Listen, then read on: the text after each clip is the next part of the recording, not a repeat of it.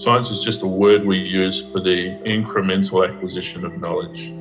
Either it's done in order for us to feel inspired and create knowledge, or it's done for a purpose for it to be applied to management.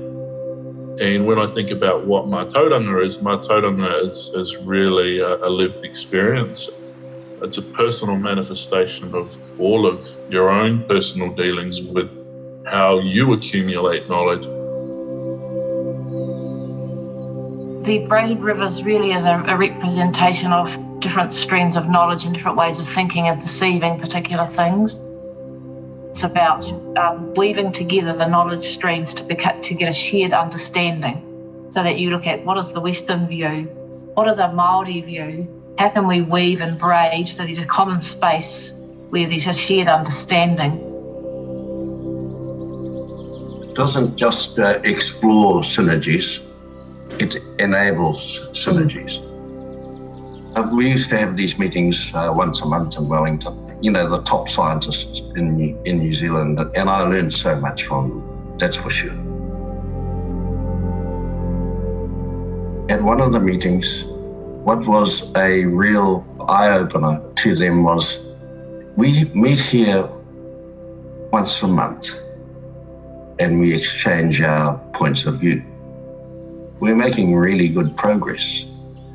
But what would you say to us having one of these meetings on a marae?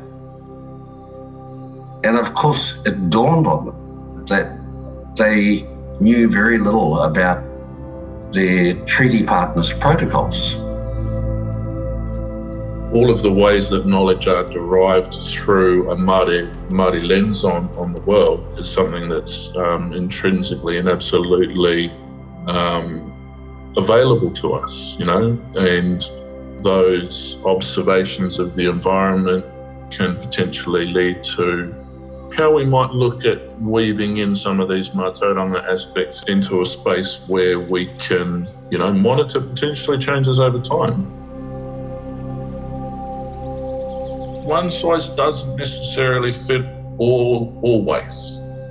And the way that things are designed must therefore be kind of driven as whānau, as marae, as hapu or iwi, however you want to scale it, as how you apply your context to the specifics of what you're up to, I suppose.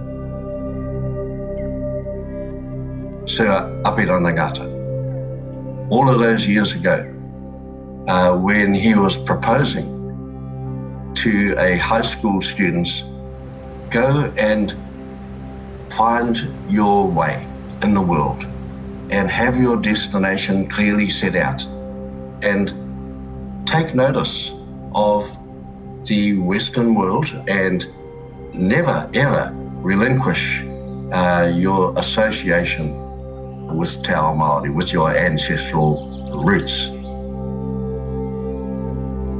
The Wanganui River, the Waikato River, the Rotorua Lakes, when they were at a critical point of, you know, the quality of the water, the iwi got involved. There was a whole lot of processing around what would happen. And now you look at what's happened in terms of the quality of the water, because the Māori voice was heard. There would have been perhaps a time where people thought that's crazy to think that a river kind of like is this legal entity and is recognised as having some sort of life force. There's been more perhaps acceptance, promotion, understanding, all of that kind of stuff of a different perspective. And in this case, we're talking about a Māori perspective on environment and space and place and things like that. The reality is that the streams spend more time apart than they do together. And when they do come together, it's in an inclusionary way.